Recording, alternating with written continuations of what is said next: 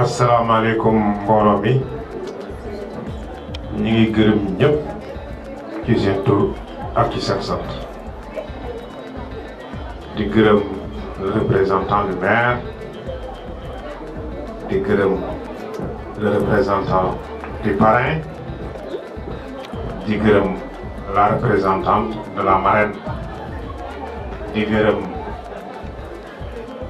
Daouda Diop nga xam ne c'est le président du GIE Cet Homme de Saint-Louis di gërëm monsieur Mbaye nga xam ne c'est des notables de Balakos di gërëm monsieur Ndiaye waaw di bu baax a baax formateur ndax li chinois bi wax rek moo nekk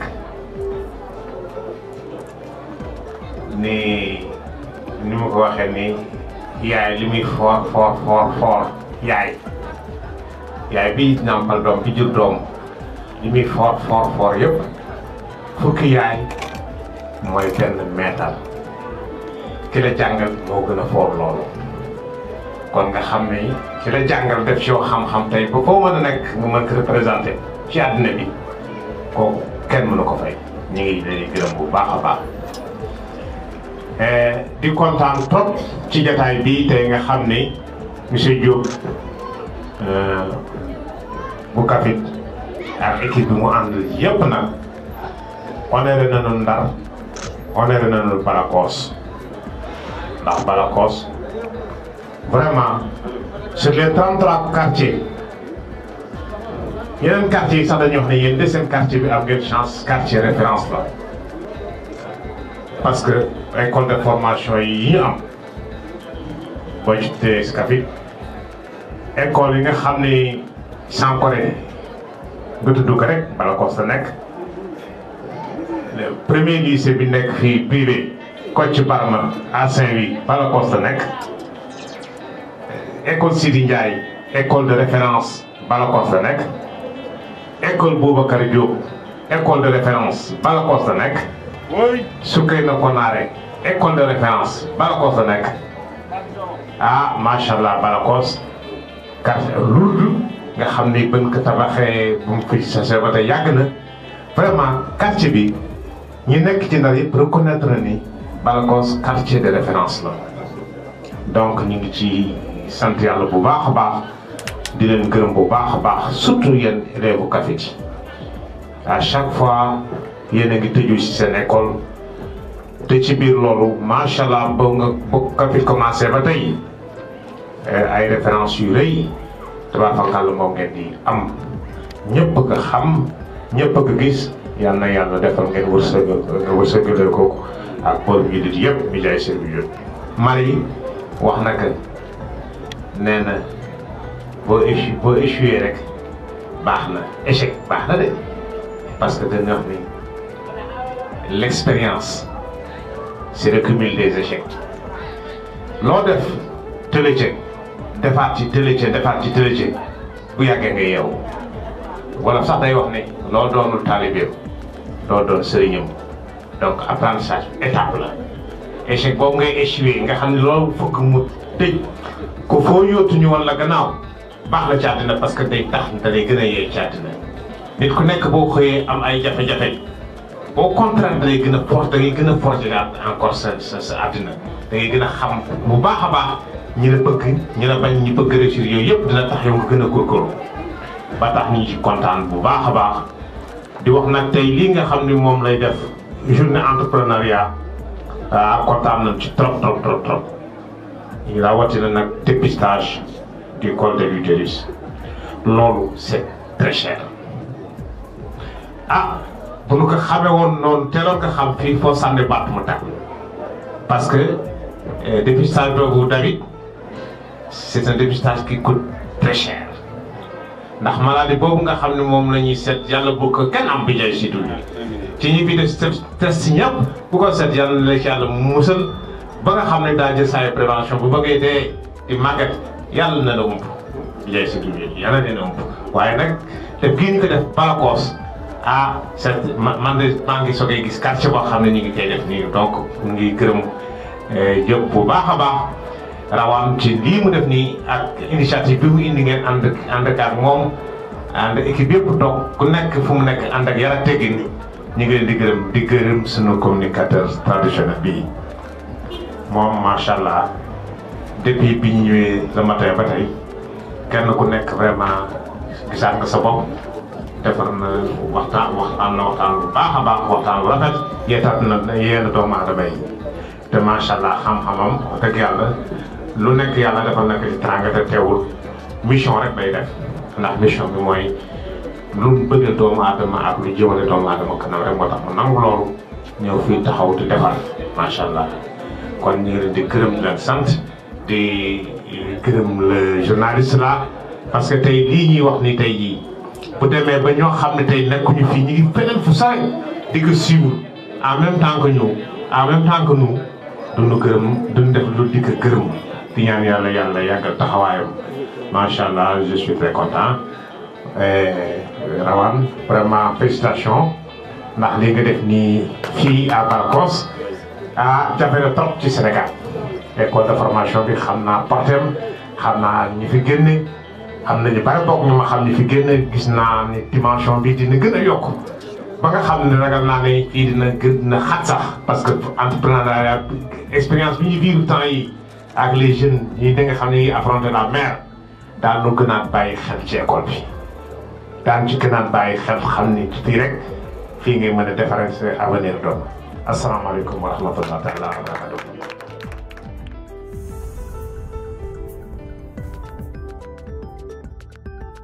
Et je crois qu'on peut continuer la cérémonie. C'est vrai que am na autorité yi waxoon ñuy ñëwaat ak Sékou, mais je crois que par symbole dañuy jël toujours une personne avec une administration, un invité, un étudiant, etc.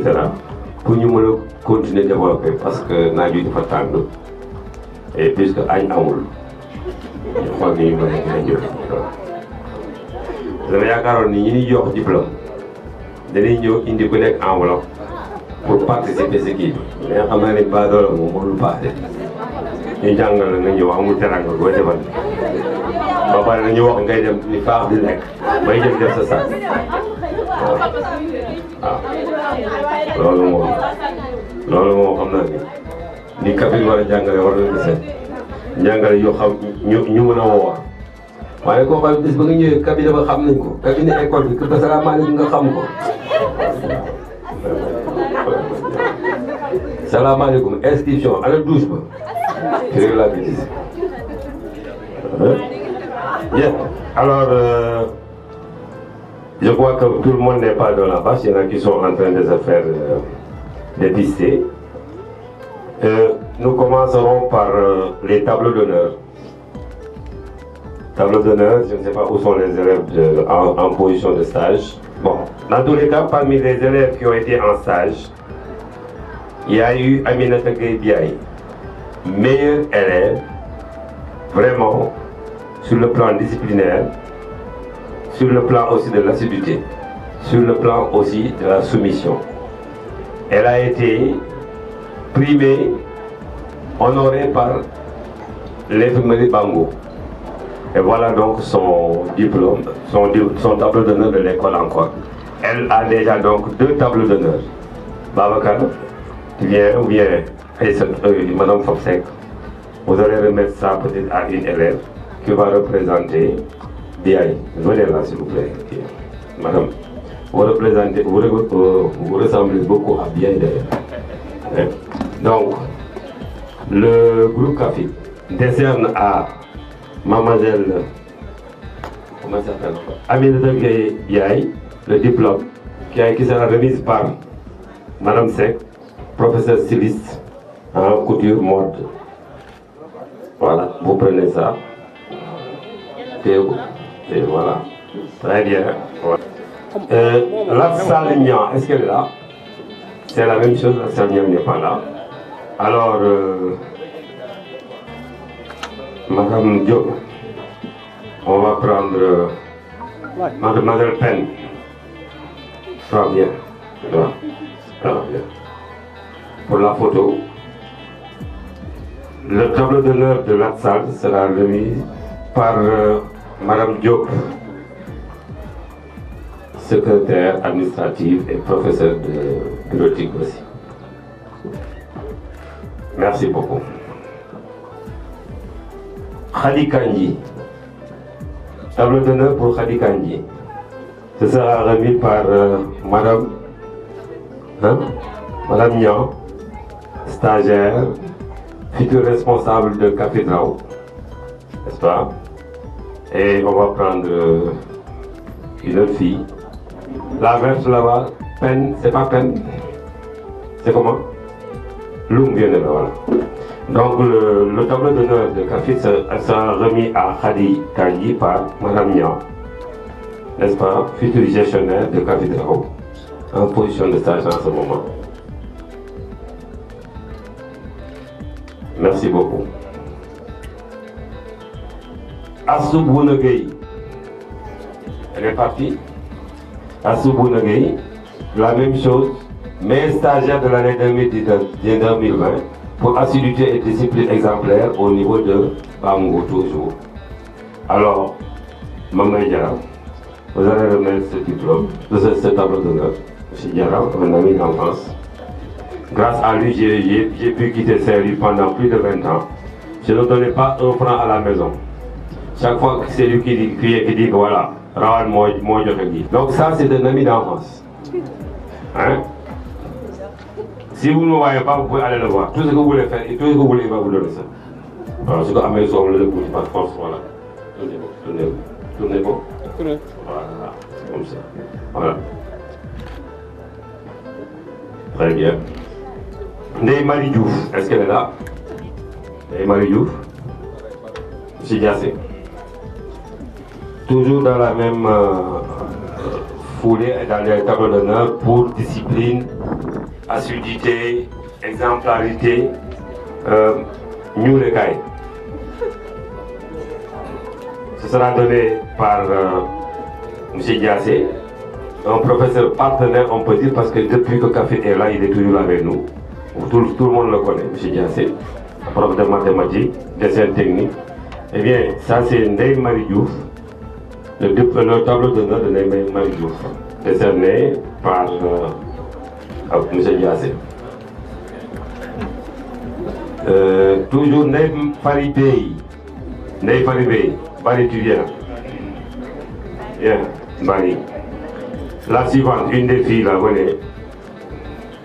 Bari est l'employé de Babacar. C'est lui qui est dans le cafétéria. Vous voyez, c'est lui le spécialiste du WAS. Moi, je ne vois que du WAS. Il y en a qui font du bizarre, du truc. Bon, c'est une entreprise nouvellement créée par Babacar et ses copains. Il a déjà employé, je crois, 3 personnes. Donc, c'est un entrepreneur. Il a créé une entreprise. Il a commencé à faire des café. Il a commencé à faire des dama jaay café nga ñooy jaayloo kooku moom déggoon ndigal dama jaay café ngay wut ku la jaay yow ngay booy ñu lay booyloo ngay booyloo sama papa moo ko doon wax su ma yónnee ma dem yónni kenn mais yow ngay booy ñu lay booyloo ngay booyloo. Et ça c'est ça l'entrepreneur. Il est parti faire une formation, il est venu avec une grosse tête. Je lui ai dit, vous comprendre que tu n'as rien encore fait. Il a commencé par le café, ça fait 1 an. Déjà qu'il a créé donc des emplois, on peut l'applaudir. Vous l'applaudissez avec mon fils là. Il a fait quelque chose. C'est un entrepreneur. Et tout le monde doit pouvoir le faire. Commencez par le tchap, commencez par le ketchup. Et vous bien de vous piser. Voilà, c'est un prof de marketing, c'est un prof d'informaticien. Parce que c'est ça qu'il a appris. Le marketing, l'informatique. Et il faut qu'on le félicite aussi. Parce que grâce à lui, on a pu avoir la plateforme de formation. Iyang. Pendant le mars, c'est lui qui a pu nous pousser à avoir au moins de quoi vivre. Parce que c'est Iyang. Iyang, c'est aujourd'hui, tout le monde connaissait chez lui et continue à travailler. Ndeye Faribey, donc, tableau d'honneur, donné par Bari, l'employé de Babacar. Hein? Voilà, la photo. Toujours dans la même foulée, on a Nati Diop. Nati Diop, M. Faye. M. Faye. Nati Diop suivante. mon chéri Kay. Voilà. Nadi Diop aussi, ça fait partie des élèves qui sont partis en stage. Non, voilà. Ce sera donné, le tableau d'honneur est donné par M. Faye, le professeur en électricité. Okay. Merci. Charité bien ordonnée doit commencer par quelque chose. On va devoir délivrer le diplôme de reconnaissance à nos partenaires. Diallo va recevoir le diplôme de reconnaissance décerné au médecin-chef de l'Infirmerie Nord pour service rendu, appui et soutien à l'émergence de la formation au groupe CAFID. Le présent diplôme est remis pour servir et valoir ce que de droit. Eh bien, nous allons demander à Babacar Diop, un ayant droit, un professeur, un Diaïkatou Café, à délivrer au nom du groupe CAFID à l'armée, à l'Infirmerie Nord, que beaucoup de filles ici connaissent pour y avoir été en stage. Eh bien voilà, vous délivrez ça avec les recommandations et les remerciements de l'ensemble du groupe CAFID. Il y en a c'est bon? Et vous êtes le seul militaire, hein, vous allez prendre encore. Attendez. Babacar, toujours, venez là. On a au commandement de la zone militaire numéro 2, c'est là-bas ou bien c'est la zone, comme zone. Comme zone, hein. Voilà. Comme zone donc, c'est le commandement de la région, de la zone nord d'ailleurs. Parce que c'est Louga, Saint-Louis et Matam. Le commandant, tant qu'il ne signe pas une autorisation, aucun élève de CAFID ne peut partir en stage. Et chaque année, il faut qu'on puisse avoir sa signature. C'est pourquoi, après le commandement de zone, vous allez avoir à partir à Bango, ou bien au nord, ou bien un peu partout. Donc, ce partenariat a duré grâce aussi à nos frères. La famille Thioun, qui était le commandant de l'aviation, nous a mis en rapport avec le premier commandant qui était là. Grâce à ça, depuis lors, on a la chance et il y a un Guyako. Parce que l'ITI a moins. Chaque année, quand ça se passe, vous pouvez savoir. S'il y a une petite erreur, il demande est-ce qu'il n'y a pas eu de problème. S'il y a une erreur, on arrête. Et vous avez vu que pendant la période de la Covid, qu'est-ce qui s'est passé? On avait demandé à tous les civils de sortir du cantonnement. Donc tout le monde avait arrêté. Il a fallu attendre après le 25 juin, date de reprise des classes, qu'on a commencé à négocier maintenant. C'est eux qui demandent amenez, on en a besoin. Donc encore félicitations à toutes les générations qui sont passées là-bas et qui nous ont fait honneur. C'est vrai que de temps en temps, il y a des petits couacs, quelques petits problèmes se posent. Soit trop une vie, prendre un pays qui souffre. Et vraiment, c'est le partenaire est encore vivant.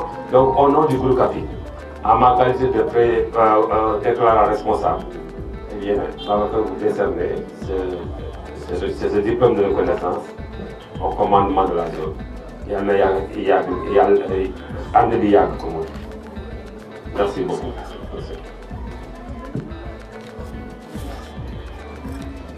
Je crois que c'est ça qui vous appartient surtout. Venez encore ici. Major du CMG Nord. Toujours. Voilà, c'est lui le Didier. Maintenant, je suis moi le Didier. Bon, donc, toujours le Major, ça tout le monde connaît. Hein. C'est presque notre deuxième foyer. Infirmerie Nord, Mondiaï, les plus jeunes santé. Il s'agit de sol logo CAFID parce que nous savons que nous si nous sommes les santé, si nous avons des accidents, nous sommes santé, nous sommes parce que nous avons des chance de nous avoir moins, nous avons infirmerie Nord. 3 jours après, nous avons des injections, puis perfusion. Donc nous avons eu les gens de France, 2 ans, parce qu'en France, nous avons 2 ans de gens, nous avons payé. Puis les derniers jours, nous avons eu sol, nous avons eu payé. Donc c'est un apprentissage pratique et rapide. Vraiment. Lolo moo tax avantage boobu moo tax ba par aujourd'hui on en a des vingtaines et des vingtaines à former chaque année. Donc encore une fois, vraiment, pour maintenant Major Sow, on a une implication vraiment extraordinaire. Il y a une réelle, on le réussit Major Sow,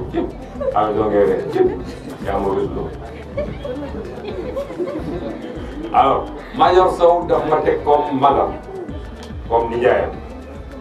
Alors, chaque fois que j'ai des problèmes, hein, de placement de stagiaires, il trouve la solution. Donc aussi, pour méditer, nous remercier. Babacar, si nous avons baigné, à tout le café, voilà. Donc, Diallo qui est là aussi est un étudiant, mais militaire. Il est sorti d'ici, diplômé, avec une mention. Hein? Donc, qu'est-ce qui se passe? Chaque année, il va avoir un café et une bourse pour l'armée. Donc, si bourse est mon mais machallah, il a donné un bon résultat. Et par exemple, il les a mis au rang. am na si ñoo xam ne dañuy pànk mën a xuloo mën a xeex mën a fanaan ci mbedd mais ñëpp di ko ñëwee réglé na kon Diallo aussi jërëjëf yàlla na yàlla suturaal.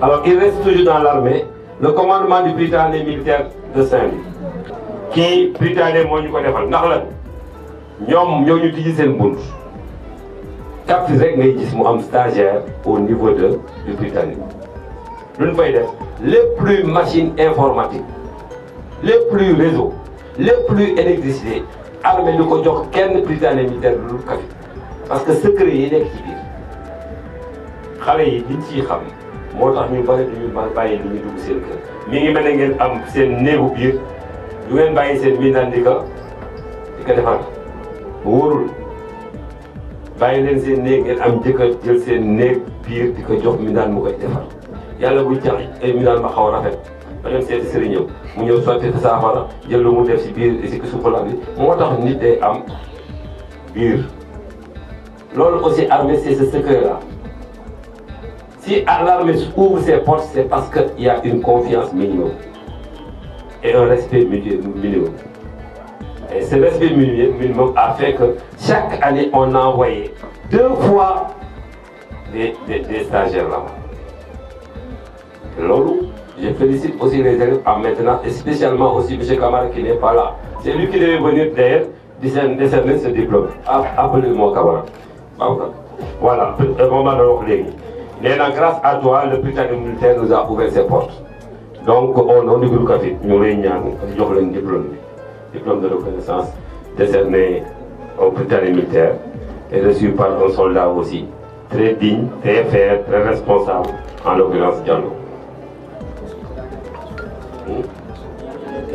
Il est quoi? Sergent. Caporal chef. Yàlla nga nekk sergent. Yàlla nga nekk major. Yàlla nga nekk bu mag a mag bi. Commandant général des forces armées. Alors, il nous reste un diplôme de reconnaissance. Madame Seck, c'est toi qui dois donner ça. Mais je dois donner ça à l'autre. C'est le diplôme de marraine. Je vous ai dit que ce matin, la marraine a envoyé 3 millions. 3 millions de francs. Enveloppe. Tout le matériel. Bon, donc, marraine bi de l'IAC. La marraine là, xëy na ñu juddoo la ñu bare moom moo leen moo rawle. Elle s'appelle Djeylia Maka Salmay. Djeylia moo nekk fii ci boor Isra. ku juddu ñu bare dans les années là, dans les années 70, 80, entre 80 et 2010, ñu bare moom moo leen assisté à la naissance. Jusqu'à présent, à son âge, tout ce bien qu'elle était en salle. Pas pour avoir mais pour envoyer échographie. C'est le mag. Elle a été pendant plus de 20 ans présidente de l'association des sages-femmes de Saint-Louis. pourquoi nag ñu seqal parce que depuis qu'elle a su que man sama jabar sage-femme la mu jàpp vraiment ci am wane ma seen association doom ji Sall il était là jusqu'à présent c'est lui d'ailleurs pour ses correspondances yu bari moom moo koy defar Sall moo nekkoon fi xëy na am ñu ko fekkoon ci yéen fii monsieur Sall mais c'est un entrepreneur mënul toog benn place donc il est chargé des relations de café yaayam la tout de suite les sages-femmes qui sont là-bas en train de faire les consultations dafa ñu bagages yi ñu soxla yëpp ñëw leen ngeen jël ko ñoom ñu dem ñu xam lu ñu fi jël toile bi ni ñu tëtal toile bi lu muy jar mètre bi combien 300 xaw voilà vous n'êtes que donc c'est Dieyla à Dieyla qu'on a donné madame Diop wala sage-femme boobu madame s'il vous plaît vous allez prendre le diplôme de la marraine hein c'est moi ñi leen gisul woon ñi ñoo nekkoon ci biir dans le secret de l'action doon def liggéey sutura doon dépister le cancer du sein et de l'utérus on les applaudit très fort ñii yàlla moo def ci ñoom sutura lu ñu gis duñ ko wax duñ ko nettali lu rafet duñ ko nettali lu ñaaw duñ ko nettali et vous connaissez pourquoi parce que c'est le secret professionnel et l'éthique donc yàlla def na marraine dafa jàpp donc au nom de Café on vous donne le diplôme à remettre à tout. On vous remercie. Comme patienter un peu, d'accord. Voilà. Mbedimi TV, Mbedimi Naseto, Mbedimi TV, Mbedimi Naseto, Taklen Maskaye, Bilay Banachiye, Mbedimi TV, collaboris pare, collaboris, Mbedimi TV.